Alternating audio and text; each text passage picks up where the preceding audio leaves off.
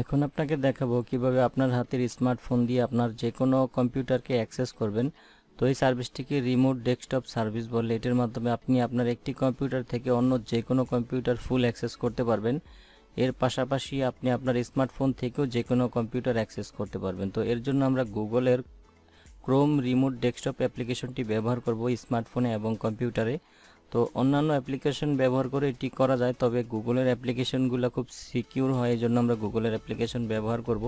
তো এর জন্য আমি ক্রোম ব্রাউজারটি ওপেন করছি। অবশ্যই আপনার কম্পিউটারে এবং ফোনে ক্রোম ব্রাউজারটি ইনস্টল দিয়ে নেবেন, যেহেতু এটা একটা গুগলের সার্ভিস। তো তারপর আমি গুগল ক্রোমের যে ওয়েব স্টোর আছে সেই ওয়েব স্টোরে যাচ্ছি। ওয়েব স্টোরে যাওয়ার পর ক্রোম রিমোট ডেস্কটপ এক্সটেনশনটি আমার ব্রাউজারে অ্যাড করে নিব। তো আমি প্রথম ক্রোম ওয়েব স্টোরে যাচ্ছি। ওয়েব স্টোরে যাওয়ার পর এখানে সার্চ বারে লিখব হচ্ছে Chrome remote desktop. Chrome remote desktop লিখে সার্চ করার পর প্রথমে যে এক্সটেনশনটি আসবে ক্রোম রিমোট ডেস্কটপ, এটাতে ক্লিক করুন। এটাতে ক্লিক করার পর অ্যাড টু ক্রোম এখানে ক্লিক করে এটি অ্যাড করে নেবেন। তো এখানে অ্যাড এক্সটেনশনে ক্লিক করে দিচ্ছি, দেওয়ার পর এটা অ্যাড হয়ে যাবে। তো অ্যাড হওয়ার পর এখানে যে উপরে দেখতে পাচ্ছেন আইকনটি দেখা যাচ্ছে ক্রোম রিমোট ডেস্কটপ। তো এটা আনপিন অবস্থায় আছে, আমি এখানে ক্লিক করে এটা পিন করে নিচ্ছি। যদি আপনার এরকম হয় এভাবে পিন করে নেবেন, দেন এটা এখানে দেখাবে।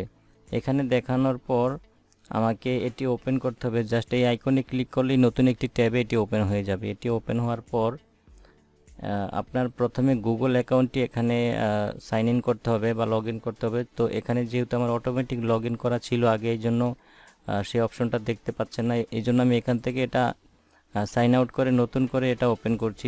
এই এক্সটেনশনটি নতুন করে ওপেন করছি। তো এই যে আমি আবারও এই আইকনে ক্লিক করছি। ক্লিক করার পর এখানে প্রথমে কীরকম দেখাবে আমি দেখাচ্ছি।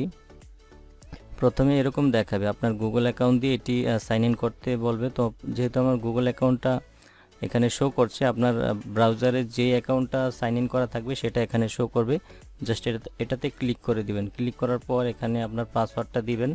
পাসওয়ার্ড দিয়ে নেক্সটে দিবেন। নেক্সটে দেওয়ার পর এটি সাইন ইন হয়ে যাবে, ঠিক আছে। তো সাইন ইন হওয়ার পরে এখানে আপনার জিমেইলের আইকনটা দেখাবে এবং এখানে রিমোট অ্যাক্সেসে অবশ্যই এখানে মার্ক করা থাকতে হবে। এখানে দুইটা অপশন, রিমোট সাপোর্ট এবং রিমোট অ্যাক্সেস, এখানে মার্ক করা আছে দেখতে পাচ্ছেন।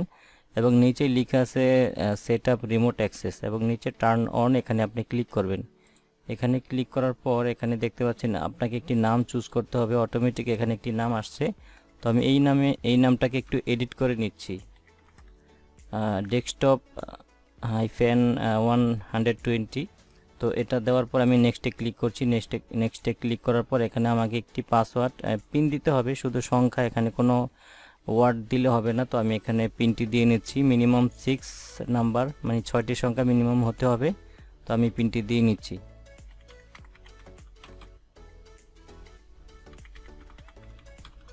তো পিনটি দেওয়ার পরে যে স্টার্ট বাটন, এখানে ক্লিক করছি। এখানে ক্লিক করার পর একটু লোডিং হবে। লোডিং হওয়ার পর এরকম যদি আসে ইয়েস দিয়ে দিবেন। ইয়েস দেওয়ার পর এটি স্টার্টিং দেখতে পাচ্ছেন, স্টার্টিং দেখাচ্ছে এবং এখনই অনলাইন দেখাবে। হ্যাঁ, দেখতে পাচ্ছেন এখন অনলাইন দেখাচ্ছে। এটি হচ্ছে আপনার একটি সেটিং। আপনি চাইলে এটি ডিলিট করে নতুন করে নাম সেট আপ করতে পারেন। যে এখানে ক্লিক করে যদি এখানে ক্লিক করেন এরকম আরেকটি অপশন আসবে, সেটা ক্লিক করে আপনি এটি ডিলিট করে দিতে পারেন এবং আপনি এখানে ক্লিক করে এই নামটি চেঞ্জ করতে পারেন, এডিট করতে পারেন।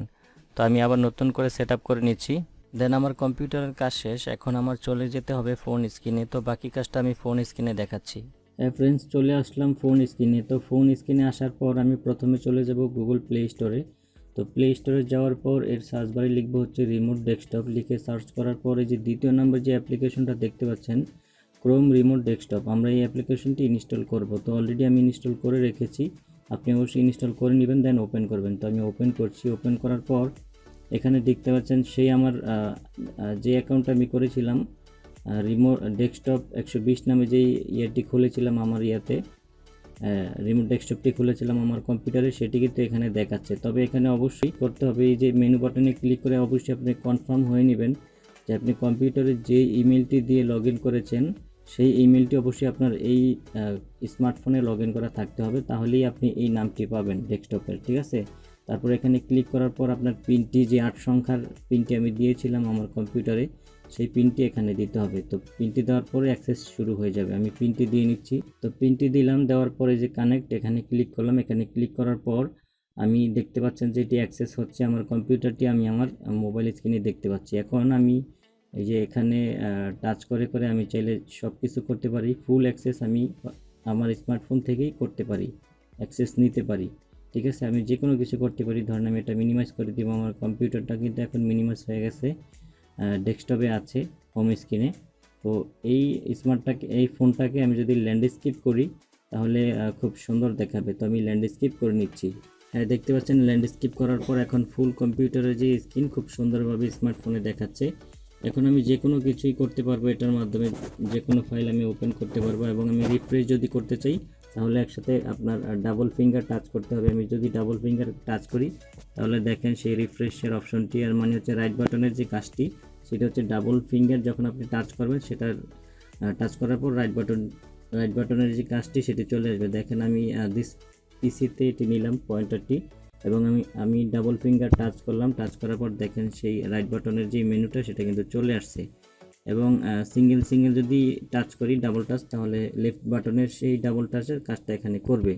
তো ফ্রেন্ডস, এখান থেকে আমি ফুল অ্যাক্সেসটা নিতে পারতেছি। দেখতে পাচ্ছেন আমি এই কাজগুলো স্মার্টফোন দিয়ে করতেছি। তো অবশ্যই আশা করি ভিডিওটি আপনাদের ভালো লাগবে। ভিডিওটি যদি ভালো লাগে ভিডিওতে লাইক দিবেন, কমেন্টস করে জানাবেন কেমন লাগলো, আপনার ফ্রেন্ডদের কাছে শেয়ার করবেন। তো আজকে এতটুকুই, ভালো থাকবেন সবাই, আল্লাহ হাফেজ।